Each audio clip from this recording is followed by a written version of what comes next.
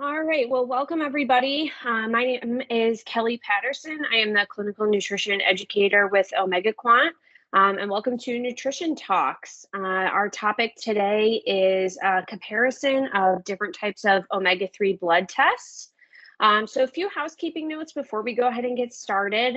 If you have questions during the presentation, please just put them in the chat. We will do Q&A at the end. We're going to do the best we can to get to everybody's questions. If you have a question that we don't get to, just feel free to email me. My email is kelly@omegaquant.com. So feel free to email those to me at the end. We'll put my email in the chat if we don't get to your question. But at the end or throughout the presentation, feel free to put your questions in the chat, and we'll do the best we can to get to everybody. Our next Nutrition Talks webinar will take place Tuesday, June 18th at 1 p.m. Eastern. So same time. And the topic for that one is to be determined. So we'll be sending out some info on what that topic is when we have one. Just a few other things. I just want to highlight a few of Omega Quant's educational offerings that we have right now, along with Nutrition Talks, other places you can get more information and more educational offerings. We have Omega Quant University, which is courses, blogs, podcasts, and more, including our latest Omega Matters episode, which is our podcast. So check that out. It's on our website, omegaquant.com. And we also have education specific, and that is education specifically for healthcare providers as well. So as I said, today our topic is going to be comparing different types of omega-3 tests. We also have a document, a handout that we will be putting in the chat that sort of lays this out in a more simplified version. We're also going to send that out in an email as well. All right, so I'm going to go ahead and introduce our speaker today. Our speaker is Christina Harris Jackson, Dr. Christina Harris Jackson, and she is the Chief Operating Officer and part owner of Omega Quant. She is also an assistant professor in the Department of Internal Medicine at the University of South Dakota Sanford School of Medicine. Christina received her PhD in nutritional sciences from Penn State University in 2013 and completed her training to become a registered dietitian in 2014. Christina continues research in the area of omega-3s and maternal health, and she helped create the prenatal DHA test that Omega Quant offers and the mother's milk DHA test. So today she's going to be discussing kind of varieties or different types of omega-3 blood testing.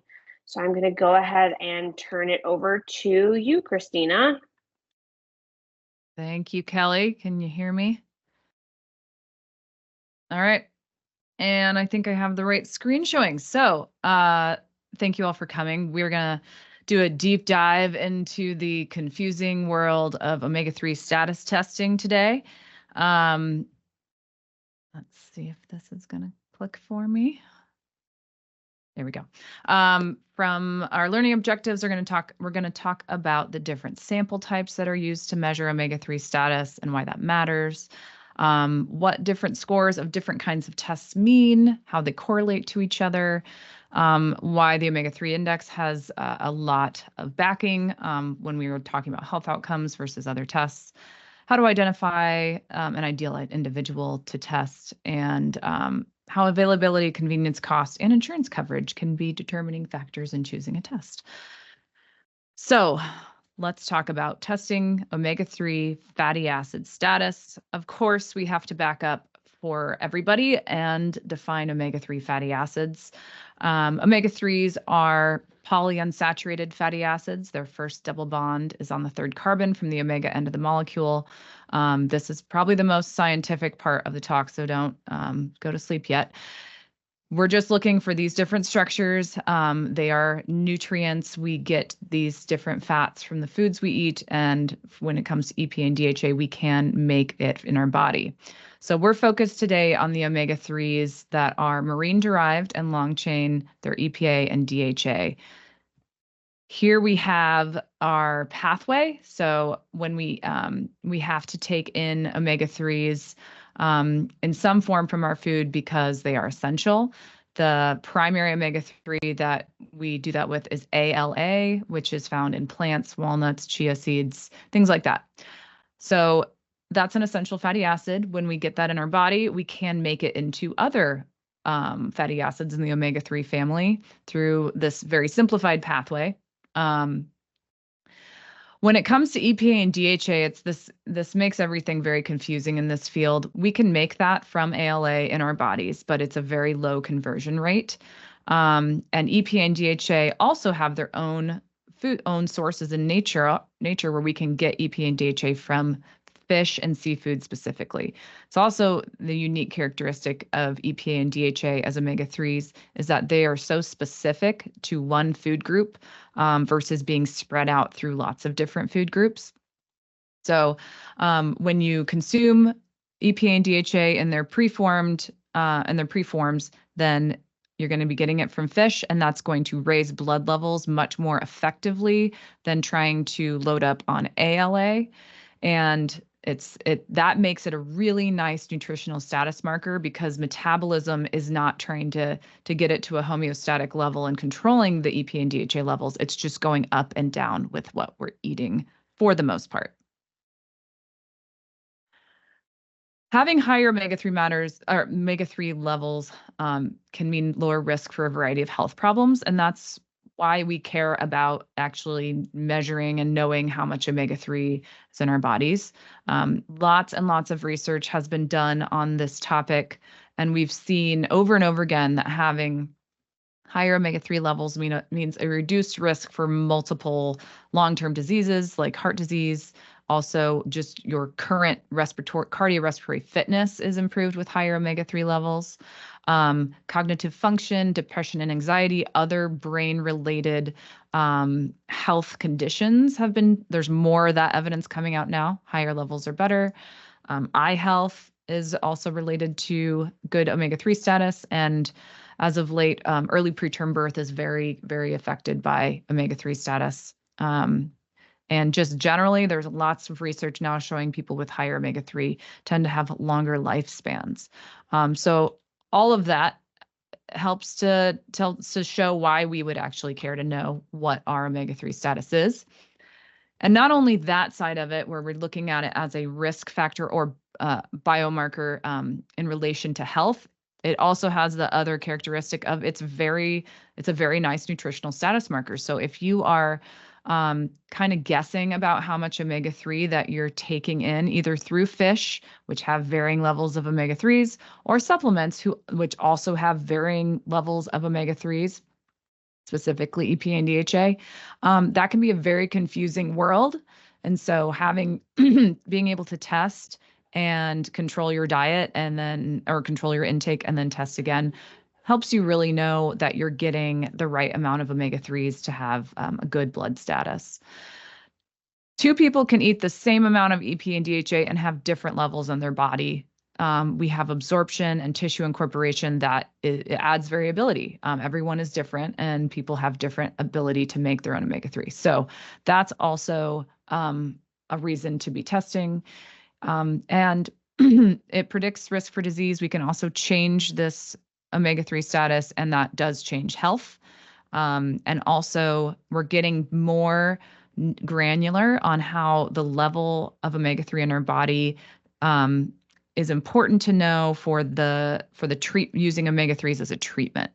And so the pattern we're seeing, which is very, I think, obvious, but if we're for the example of preterm birth, we've seen that women who have low omega-3 status early on in pregnancy, they are at higher risk for having early preterm birth, and they also require a higher dose of EPA and DHA to be able to reduce that risk. Women who have higher status at the beginning of pregnancy do not require very high dose and typically have lower risk in the first place. So those kinds of interactions, which make a lot of sense, are only possible to know if you have the blood status.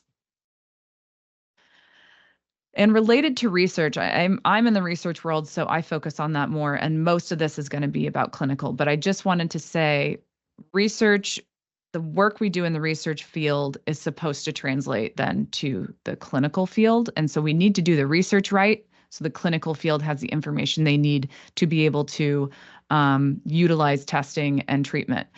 So ISFAL is the kind of one of our organizations that focuses on fatty acids, and they made a statement in 2020 in a paper about how research should be done, and they recommended that omega-3 levels at baseline and post-intervention should be assessed and reported in future research to evaluate the efficacy of the supplementation.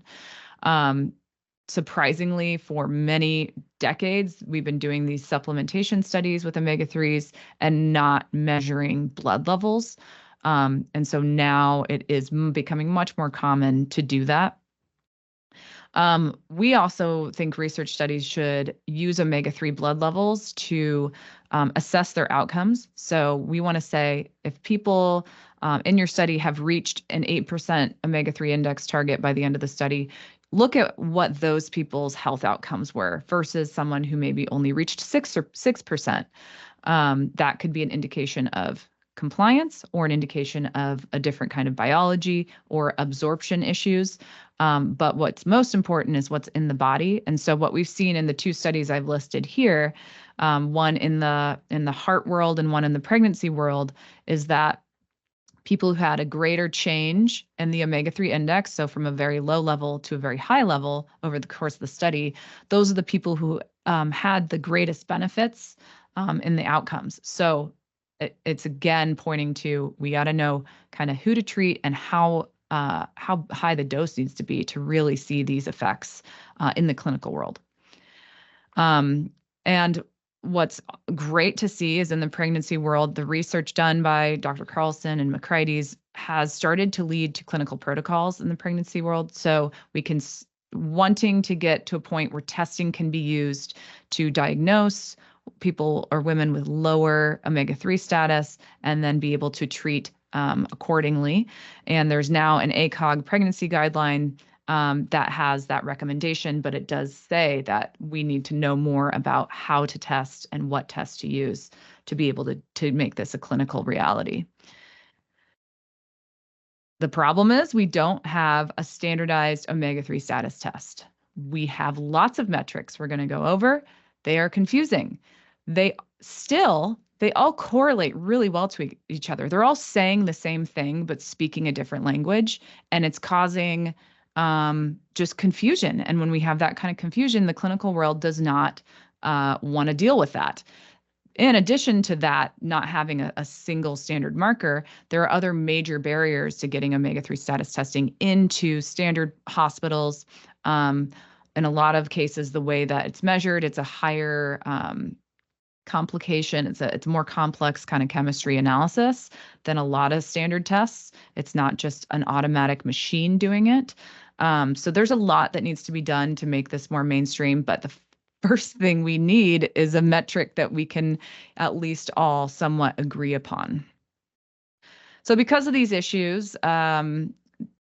Kevin Mackey, who's been in this field for a very long time, and we actually just interviewed on Omega Matters about this paper, they decided to just take a look at every omega-3 test that was available on the market in the US, or try to find all of them that are available. There's probably more, and just compare them and just put them together and see what the landscape looks like. So this is the paper that I will be referencing quite a bit throughout this talk today. And here's just a really high level overview of, we have the laboratories that offer the test, what the main omega-3 status test is that's offered, although there's almost always several different options from each of these labs, what the definition of that omega-3 status test is, what are the fatty acids, what's the blood type, what's the sample type it's in, how is it, how do you get the sample, what's the collection method, can you get it direct to consumer, which is what DTC means, or does it have to go through a healthcare provider, which is the HCP? And then how long does it take to get these results? So the first one's OmegaQuant. That's where we are. That's our lab. We are the original lab that measures the omega-3 index, which is the red blood cell EPA and DHA of all fatty acids. We do it from dried blood spots, and it can be available to consumers and healthcare providers alike, and takes about a week to turn it around once we get it. We are the only one in this list that does a direct consumer option. Everything else will have to go through a doctor. So that's one layer of complication. We also there are several that use dried blood spots. It's a very common way to measure fatty acids. It's been done in research for decades. The next level, the next line of this is a bunch of different labs are using the same lab to do fatty acid analysis. So Cleveland Heart fatty acid analysis is used by Quest, Nutrisource Diagnostics, LabCorp. And so that's going to have the biggest reach and the most access to most people, because Quest and LabCorp are the biggest labs in the country. Their primary test is the Omega Check test. They're looking at whole blood, and they give EPA, DPA, and DHA. DPA is an omega-3, a metabolic omega-3 between EPA and DHA. So right there, we're already having issues with what's the sample, and which fatty acids are included in this metric. It is a percentage, so that's helpful versus a concentration, but it can only be measured or ordered through healthcare providers. And then there's all these other smaller labs that do offer fatty acid testing, and they might just provide the actual EPA and DHA numbers as a concentration or a percent composition. There is this percent HUFA. HUFA is a highly unsaturated fatty acid, and it's where we're just looking kind of at the omega-6, omega-3 long chain fatty acids and doing the omega-3s over that instead of all the fatty acids we measure. So that's a complication that changes the range. You can maybe start to see why we're having some issues here. We have Boston Heart giving basically your raw data, EPA and DHA. And then Nightingale is one I do want to highlight, because this has been big in the UK. They've been using it in the UK Biobank. I'll talk about that later. But it's a kind of a totally different method, and it only gives us total omega-3s and then DHA levels. It does not give EPA, DPA, DHA. It's very different, but it's very high throughput, and they're trying to make it more available in the US now as a testing option. So how do we choose? How do we choose what omega-3 status test we should use? We're going to go through the sample type, differences, omega-3 status definitions, the logistics, and then the significance of these tests. And then you can make your own decisions. Sample type. So just to start off, you get your blood drawn at the doctor's office. It is a mix of plasma and cells and all this stuff. We centrifuge it, and the plasma, white blood cell, and red blood cell separate. Almost all clinical tests are run in the plasma portion to measure nutrient status, to measure levels of fat in the blood. Plasma is where most of the action is. The red blood cell, despite being half of blood, is typically thrown away or ignored. There is not much measured in that, maybe HbA1c, although they usually just use whole blood for that. And then white blood cells and platelets can also, we'll do measurements of those, but red blood cells are typically discarded, not normally measured for anything. So a doctor might expect to see a plasma concentration. Plasma has a lot of components that contain fat. So if anything has fat in it, it's made up of a lot of different fatty acids, including EPA and DHA. So in plasma, you're going to get fat coming from lipids and lipoproteins, from membranes, and because of that, you just have much higher levels of fat in the blood than you would from red blood cells. Plasma is variable. It's supposed to be. It's where the nutrients come in once they're absorbed and are traveling all around the body. So they're supposed to go up and down as we eat and fast. That causes some issues with potentially when you're taking your sample and causes some variability. In plasma, the most probably stable part of it to measure EPA and DHA in is the phospholipids. So you could separate phospholipids and triglycerides and cholesterol esters, and measure the fatty acid contents of those specific components.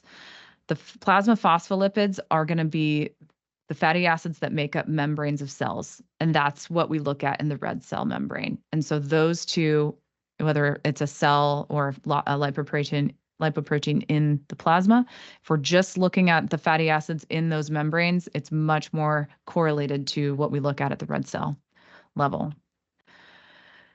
The omega-3 index is unusual because it's a red cell and because we're really focused on membrane fatty acids. And this kind of shows you what I'm talking about. So every cell has a phospholipid membrane where the hydrophilic heads are facing out into the water, the hydrophilic heads are on the outside of the membranes and the hydrophobic fatty acids are on the inside, creating a really genius membrane.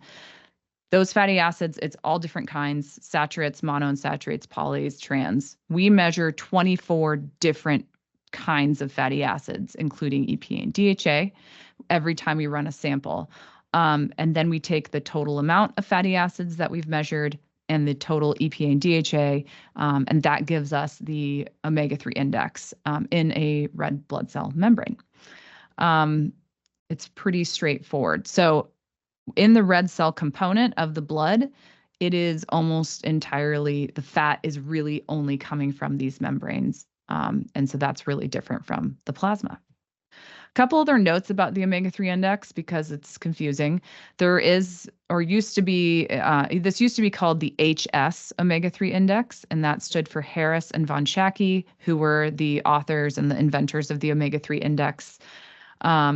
It does not mean high sensitivity. That's what it means with CRP, and that's confusing. And also the HS is no longer really used widely, I would say, in the US. It's just omega-3 index.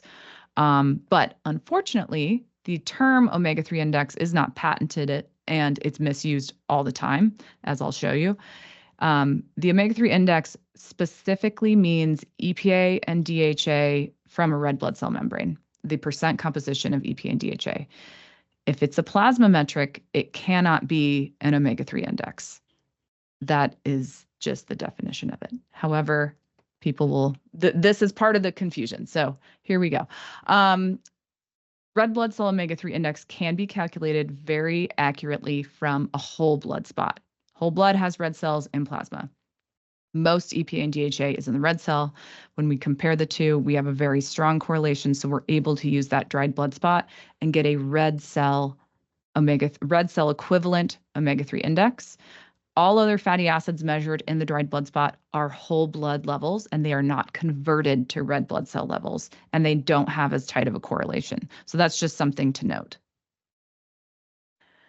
Red blood cell, EPA and DHA correlate really well with plasma phospholipid, like I talked about, and plasma.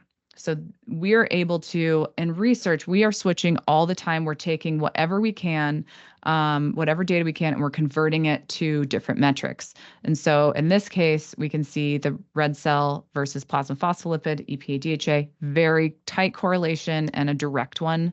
Plasma is noisier, and so plasma starts to kind of tail off there. But we know that we have a pretty good idea that in a large group of people, on average, we can see if we see a plasma phospholipid level, it's probably very well correlated to the red cell. However, when we look at an individual level, red cells are more stable than plasma. And so this is just normal people not taking or not being told to take anything, just living their lives and getting their blood measured for 6 weeks. And we measured plasma and red blood cell, EPA and DHA on them. And you can just see the red cell, there's a lot less variability. With the plasma, the variability is pretty low in people who don't appear to have, don't eat omega-3s regularly. But if they have higher blood levels, they're eating it somewhat regularly. And so you can randomly hit a day where they had fish the night before, or they took their supplement that morning, and you're getting these random bumps. And that's the variability I am talking about when you get that plasma level, you're going to have to be a little more careful with it because it can be all over the place.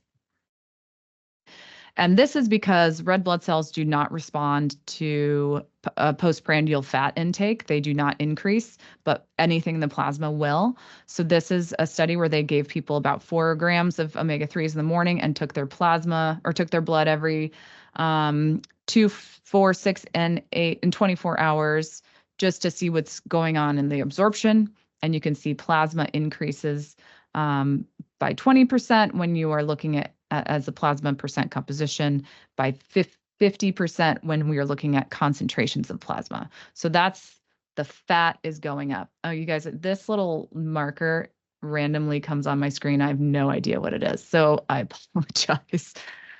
The main point is the red cells don't move at all, and that's why they're very stable.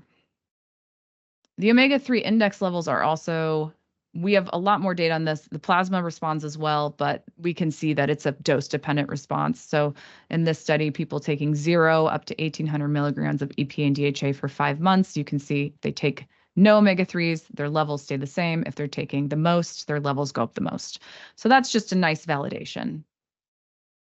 The other unique thing about red cells is that they do correspond to tissue status. So whatever's in our adipose tissue, I think it's more like the cell membranes of the adipose tissue as well, but muscle and lung and spleen, if you have increases in your red cell, you can also see that you have increases in your actual organs and tissues.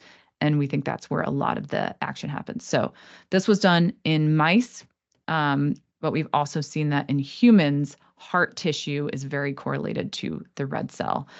And if you change the levels of heart or red cell omega-3, you also change the levels of the heart omega-3 levels. And that's so much of the research in omega-3s is on the heart. Another aspect, we look a lot at research, but research is a really controlled setting. It's not the same as clinical life where it's the real world. People are eating and taking supplements and doing things kind of willy-nilly. We're not controlling it. So when you're measuring it clinically, you just have to know what's robust, what is going to be affecting what I'm measuring. Do I have to measure this thing multiple times to see if I'm getting the true answer?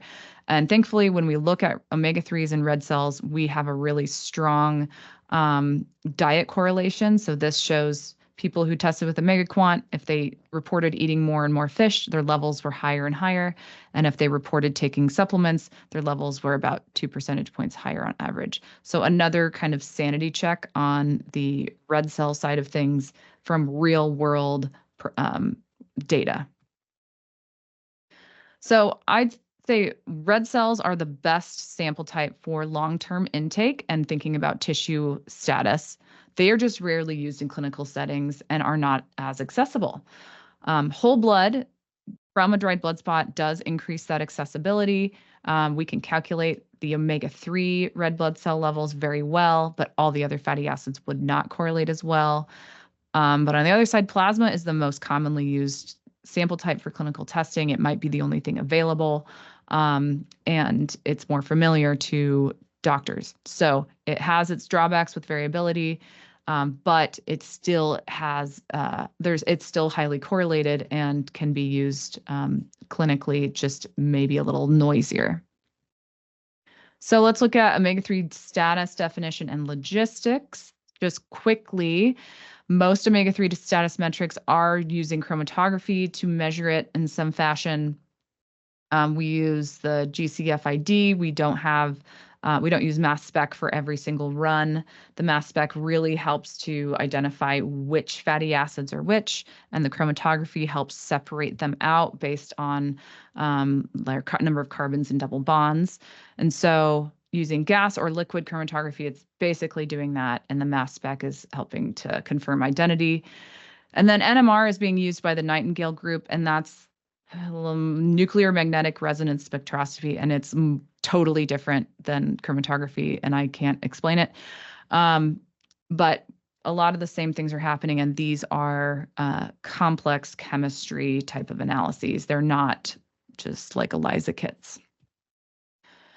So I wanted to take a deeper dive into this, and I presented this at ISFAL last summer because this was driving me crazy. And I decided to try and just see what was going on with kind of some of the main tests that we encounter in the US market. And so we can see here, we're looking at Quest Diagnostics. The OmegaCheck is the one we've talked about. They also have an omega-3 EPA DHA index test. It is in plasma. So that's confusing. And now we have also a Boston Heart Diagnostics does a lot of testing. They're also a plasma test. They also have kind of the term omega-3 index in the title. Again, it's not the omega-3 index with the 4 to 8%. It's totally different. OmegaCheck is using whole blood. Those middle two use plasma. We're looking at whole blood as a red blood cell equivalent, but we're really reporting on red blood cell. And we're all using different machines to do it, but that is okay. I mean, it's just part of the variability here. If we look at the omega-3 status definition, this is going to show us what are those fatty acids that are included in these indices. As we've seen before, OmegaCheck includes DPA, so that's going to change the numbers we're looking at. The omega-3 index from Quest is EPA and DHA, but it's in plasma, so it is a different number. It's lower. There's more fat in plasma, so you're going to have a lower percentage of EPA and DHA versus a red cell. From Boston Heart, they do not define what their omega-3 status definition is. I think they assume we think it's EPA and DHA. And they don't really provide a huge reference range, but a kind of a similar levels to what we're seeing with the plasma and whole blood over here. And then we have the omega-3 index is EPA and DHA in red cells. And we have a much bigger reference range than Quest does, but we also are a specialty lab, and this is our 99 percentile range, and we have people even higher than 15%. And 4 and 8% are our cut points that we'll talk about those significance in a little bit. Let's go into what we often see, and we do it too, is offering an omega-6, omega-3 ratio and what those definitions are. So that's not standard either. And we have the OmegaCheck offers one, and we have kind of the big fatty acids. So the big omega-6 fatty acids are linoleic acid and arachidonic. Those are on the numerator, and then they use the standard EPA, DPA, and DHA for the denominator in whole blood. And so their ratio reference is here, 3.7 to 14. When we go over to the omega-3 index they offer, they offer an omega-6, omega-3 ratio, but they don't define it. So I assume it's probably the same thing as OmegaCheck, but it's in plasma instead of whole blood, so the ratios are different, the reference ranges. In Boston Heart, they don't define the fatty acids they're using, and they're flipping the numerator and denominator. So the omega-3s are on the top and the omega-6s are on the bottom. And so the ratios are completely different. The numbers you're getting are less than 1. So you gotta know that. And then we have the omega-3 index.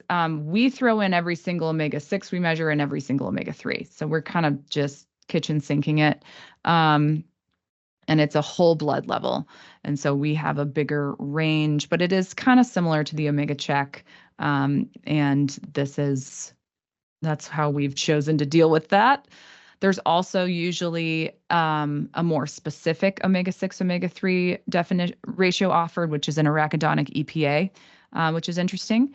And again, even with this, we have AA EPA for OmegaCheck in whole blood and a big range. But then for the omega-3 index test, they flip it and do an EPA AA ratio. So you have a completely different number system you're working with, and it's in plasma. And then here at Boston Heart, they do the omega-6 on the top, omega-3 on the bottom. It's in plasma. So it also is just a slightly different than the whole blood, and we're doing it in whole blood AA EPA. So that's the closest thing we have with the OmegaCheck. And finally, all of these labs also will just provide the EPA and DHA levels specifically. So this is where things start to make a little more sense. In whole blood, we can see EPA levels range from about 0.2 to 2.3, 0.2 to 1.5 in plasma.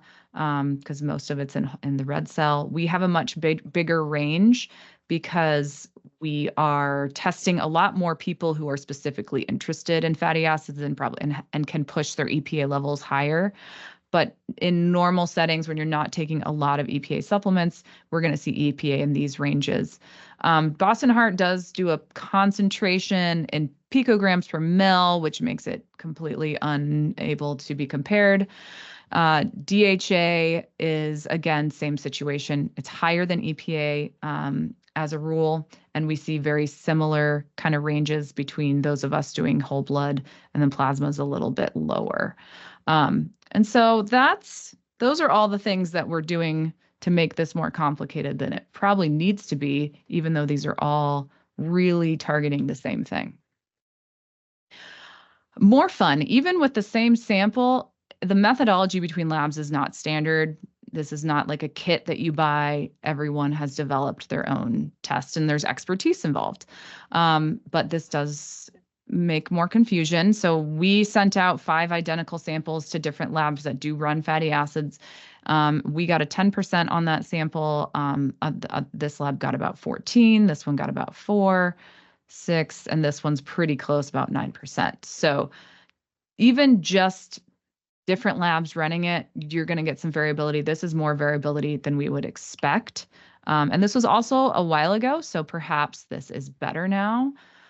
There was a study done with research labs that also will do some clinical testing, and they found that we sent the same samples across to kind of the big fatty acid research labs across the world and found very good agreement. So that is very reassuring. And this agreement was the omega-3s, the omega-6s, the levels they were getting were very similar across labs. But like I've kind of been talking about numerator denominator, when we measure different fatty acids, like we have 24 different ones we measure, other ones measure 19 or 20.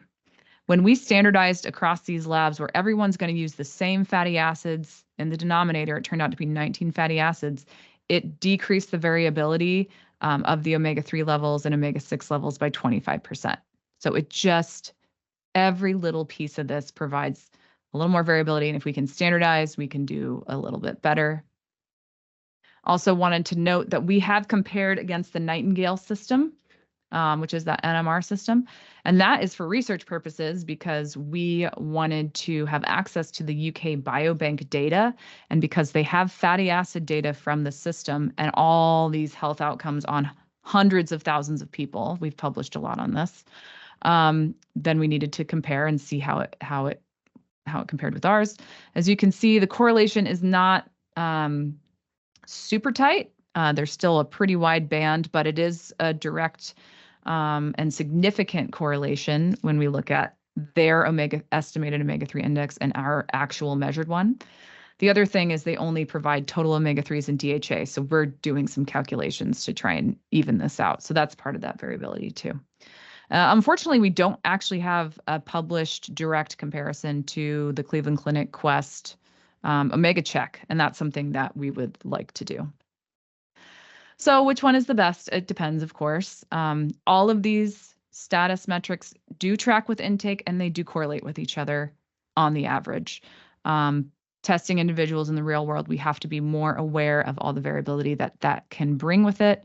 That's where the red blood cell gives you that robustness. But again, plasma is accessible, and sometimes just being able to get that sample is the most important thing. All right, so significance. What kind of research is backing up these targets? Many research studies have used plasma phospholipid fatty acids. And this is, again, just because of this fact that people don't save red cells because we don't see a purpose in it. And then if they did the study 10 years ago and they never saved those cells, you can't measure them. So plasma is almost always, they have lots of aliquots of plasma. So people typically will measure plasma phospholipid specifically for the omega-3 cohort studies. And so these are just a few of the studies that, oh, I think I have 2 of the same ones. That's interesting. The ERIC study, the cardiovascular health study are two of the big ones that have used the phospholipids and found correlations between fatty acid and omega-3 intake and cardiovascular disease.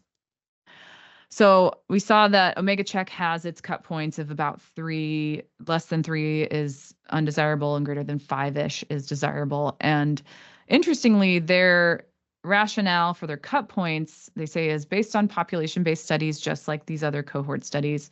They see dose-dependent lowering of CVD risk based on omega-3 levels. But when you look at the references that they're using, they're almost entirely based in the omega-3 index literature and the red cell literature. So there are 12 references.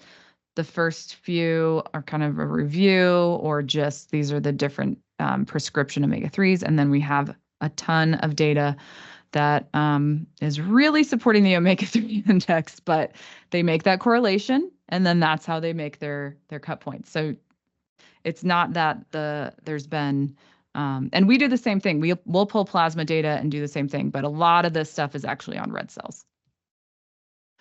So two of the studies that are in that list were the founding studies for the omega-3 index, where they found that red cell levels of omega-3s predicted very strongly people who did not have a heart attack versus those who did. It was a case control, cross-sectional, and prospective studies both showed very strong effects of having higher omega-3s in your body is really protective against a sudden cardiac death, an unpredicted heart attack. So that really kicked off the omega-3 interest in blood.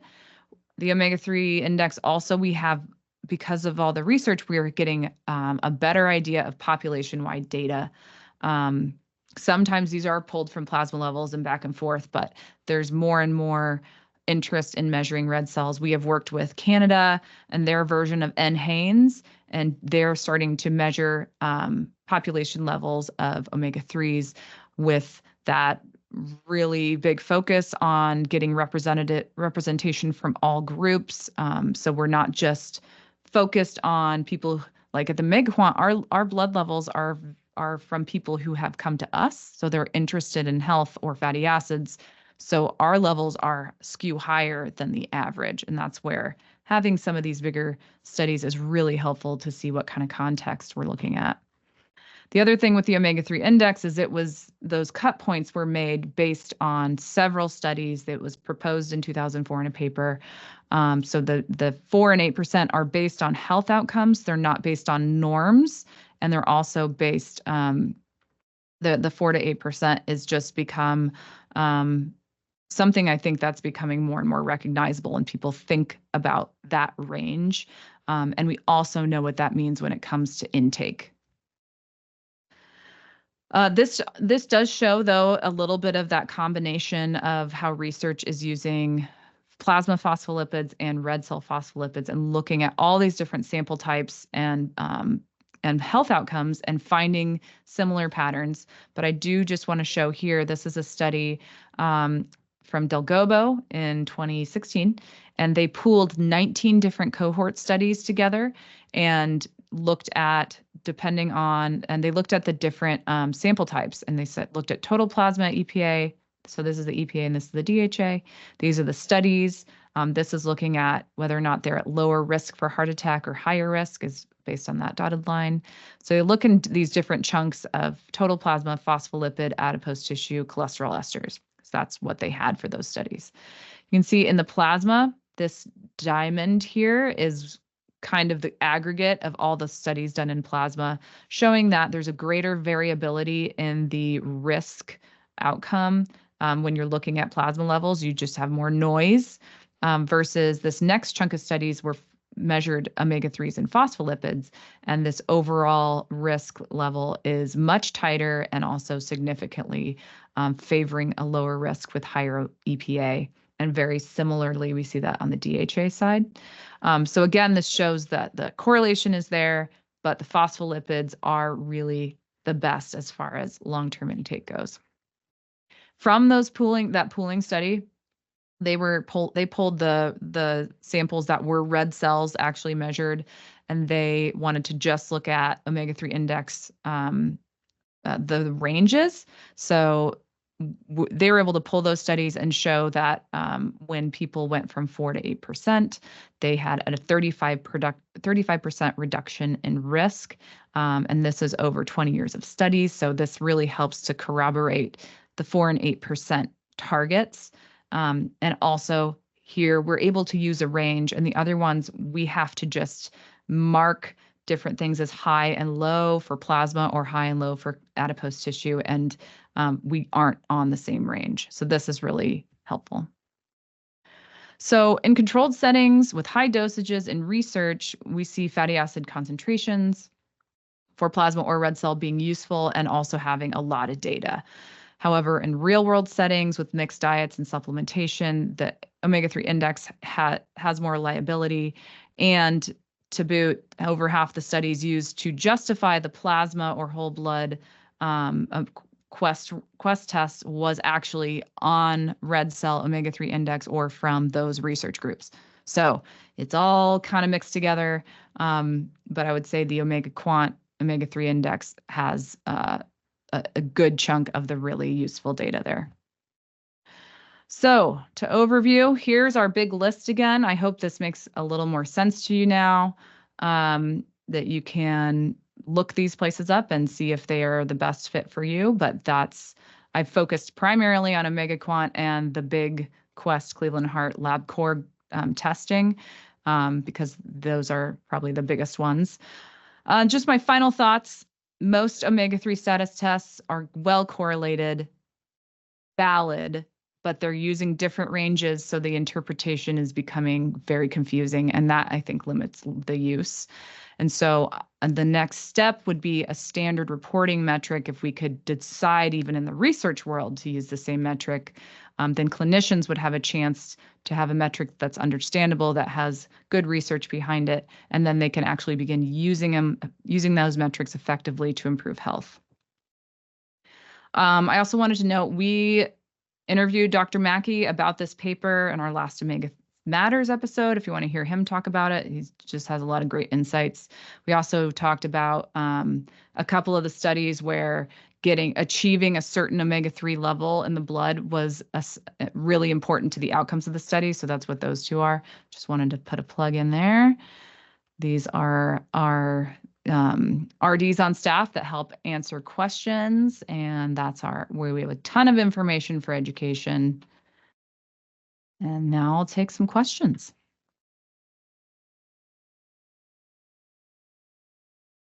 All right, thanks, Christina. All right, we're gonna go ahead. First question, is GLA included in the omega-6 to 3 ratio? Let's take a look. I know we have DGLA, so I think it is we do. I'm pretty sure. Let me just get my.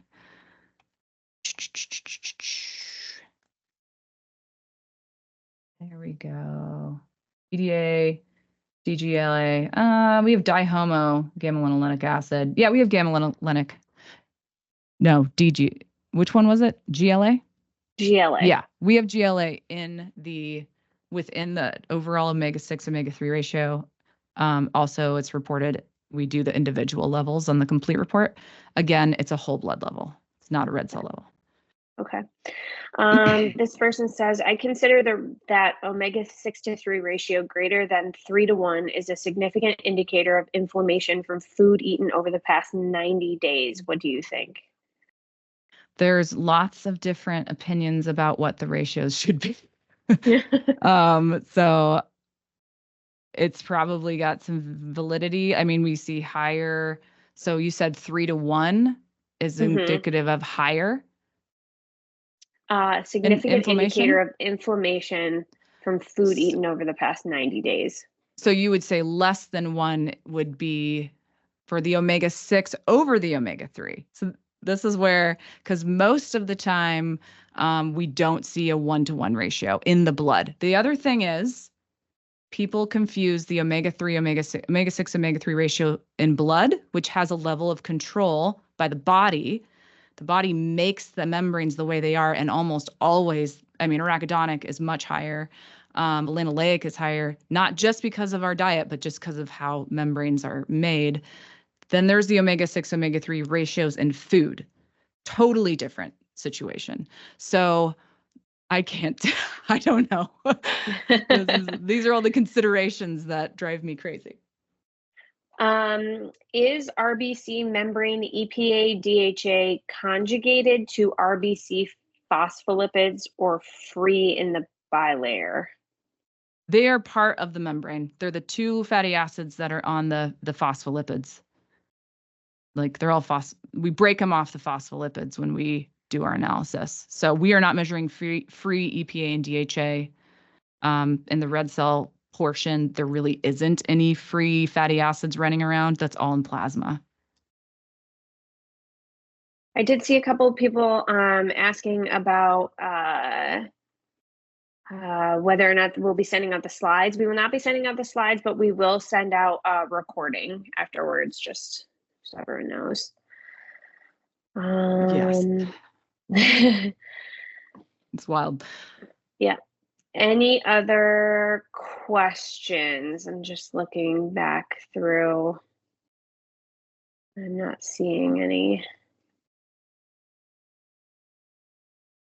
questions. Okay. If anyone has any questions, please put them in the chat. Okay, here we go. One of my challenges is supplementing products for vegan/vegetarian products. When I see the elevated 6:3 ratio for products available for therapeutic dosage are woefully low. Any comments? So are you looking at well, it sounds like that would be like a mixed fatty acid product. And you can find pure DHA or pure EPA, or even I think the combination as algal products now. So I'd just do the omega-3, the pure algal products. So I think she's saying when I see, or I think he's saying when I see an elevated 6:3 ratio, the products available. So products to treat that, which which is what, right. Yeah, it's really the omega-3 side moves that needle a lot faster than trying to move the omega-6 side. And for the total omega-3 index or total omega-3, omega-6, omega-3 ratio, ALA can play a part in that. And so we can see that, but finding the vegan algal sources of EPA and DHA. There are some higher dose omega-3 like algal sources out there. I think that's what they're asking for, that a lot of times the doses are really, really low for algal sources, but there are some higher doses out there and you just may have to take more if they're stuck with that. Is it known if EPA DHA impact the physical membrane stability? That's one of the thoughts. One of the hypotheses is that they are so kinky is the word that people use. They have so many double bonds, it makes them really kind of big and unwieldy. And so it gets into the membrane and creates space. And the idea is that makes it more flexible, that makes the membranes that it's in more flexible. It changes how the membrane and the rafts and all the things happening in the membrane work. It's not, there has been some research we've been involved in recently through FARI, where they're really trying to test that like flexibility hypothesis, where the red cells or any cells are more flexible, therefore able to have better blood flow, able to get through capillaries better, because that seems like that's happening. But with their methods, they were not able to see a huge increase in flexibility when they tested red cells in people who were supplemented. However, the people they were testing were college students who were very good shape. So they probably were starting out at a level where they weren't going to improve that much. So they'd love to redo that in maybe a less healthy population. But that is that structural piece. I think a lot of us think that's a really important. And we know, like brain-wise, when we're talking about brain and omega-3s, structure is critical. That's a main part of its function. This person says, "Hi, Christina. In the UK, we are seeing a market increase in testing amongst elite athletes. Do you think this is a particular growth area in the US?" I would yes. Tons. Yeah. Tons. Yeah. It's pretty, and this is like also there's just the athletic world. Kelly is a sports dietitian and she knows all about it. And there's multiple avenues and reasons to test these elite athletes. And then there's the whole concussion piece that trying to reduce the effects of that. Yep. This is a really good question. Does the omega-3 supplies affect the result, or is it different? The supplies. I read that wrong. Can you clarify that question? Whoever asked that one, does the omega-3 supplies affect the result, like the supplement that you might take? Is that what you're asking? Maybe. The supplement? I mean, it does. Supplements do affect results in the sense that if you're taking them, your levels will be higher. But if you're talking about in the short term, that's why the red blood cell is potentially preferred, because if you're taking it right before, I believe that's what they're asking. Yeah. And I would also say, this is something we harp on. It doesn't matter what kind of oil. It's like, I think I've seen calamari oil or salmon oil or whatever. They have different things, but the point is the dose of EPA and DHA specifically is the greatest predictor of how your blood's going to respond.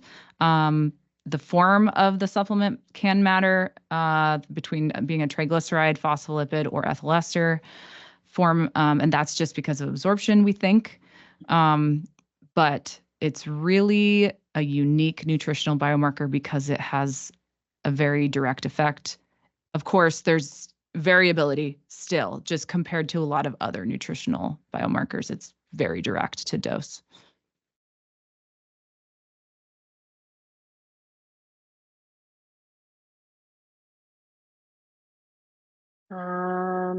Is omega-3 better tolerated if consumed with antioxidants like astaxanthin?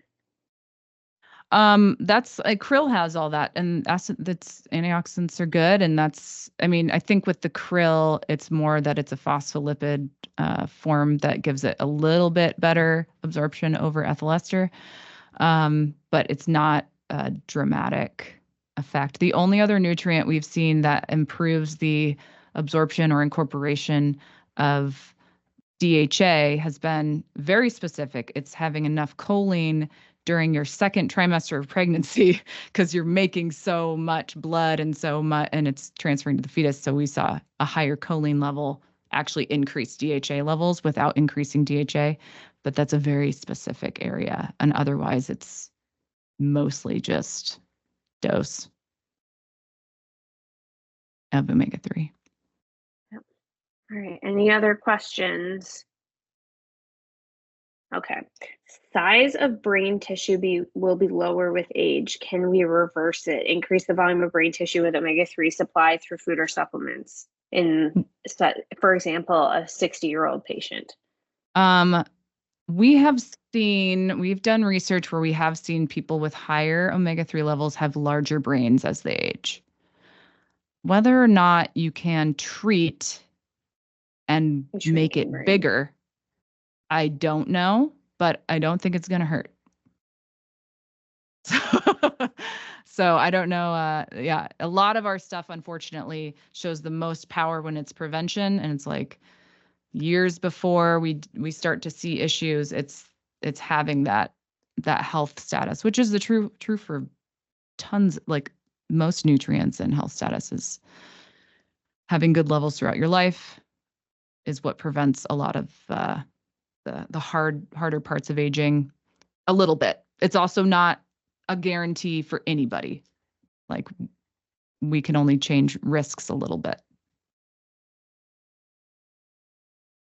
Okay. Any other questions? Okay, one more. Great. What is a reasonable omega-3 dose for supplementation? Yeah, we usually say based on your blood level, we would recommend that. But if you're around 4 or 5%, that's kind of an average American. It's about 1,400 to 2,000 milligrams a day to get to 8% quickly. So that's a high dose to really ramp up levels and see a difference. It's a supplemental dose unless you want to eat fish every single day.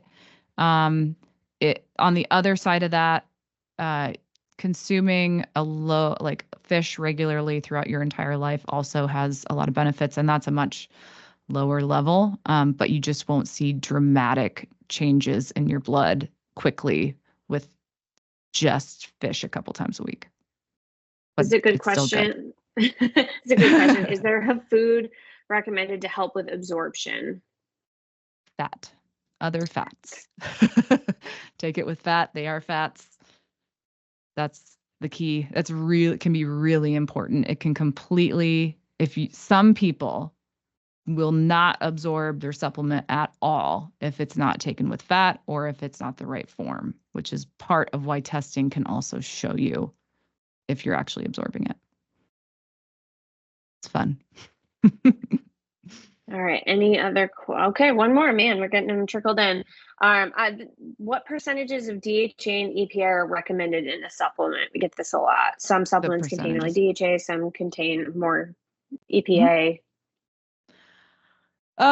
We don't think that's the big worry. It's really mostly about total dose. And we've kind of seen higher EPA has better effects on like heart and cardiovascular health. And then higher DHA is kind of recommended on the pregnancy side and the brain side. So if those are both good, I always just kind of want to get a mix of both is my, and not to worry that much about that part. All right. And then let's let this, okay.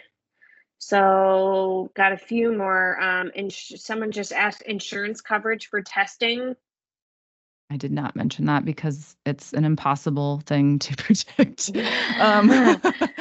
You can, I believe you can use HSA funding for our testing because it's like a diagnostic. As far as any individual and their insurance, you can get it covered. There is an indication for like using it's usually attached to the prescription omega-3s where they would measure the omega-3 status. But there are some indications for it. It just depends on your insurance and your doctor and what in the hospital. And so I would rather go cash pay if it was me and just, I'm going to pay $50 and be done with it because it will be more than $50 through insurance for most of us. Yeah. All right, this will be our last question we're going to answer. After resistance training, some inflammation is useful for recuperation. Does that mean that it is advisable to make some time distance after training before taking an omega-3? I think it's probably a little bit more, it's kind of like what's on board already versus like I'm taking it and it's immediately having an effect in my body. If you're just taking it regularly every day, then when that inflammation process starts, then you're going to have the omega-3s there to help with the healing part of it. You could probably get to a level of omega-3s that depresses the more inflammatory response and maybe is less helpful for muscle building. I'm not sure about that, but people can get really high omega-3 levels now because of supplements, and that's getting maybe out of whack. I don't know. But we haven't seen that yet, I would guess, even with pretty high dosing in athletes. But I don't know if we've dosed athletes for long periods of time and then start to see where's that point where this is like too much, because there is a point where it's too much. That's my speculation. All right. Well, thank you so much, Christina. Thank you, everybody, for attending. Again, if you have another question or think of something later that you'd like an answer to, feel free to email me. I'm going to put my email in the chat, and we will answer questions best we can. And that is all we have today, I think. Thank you. All right. Thank you.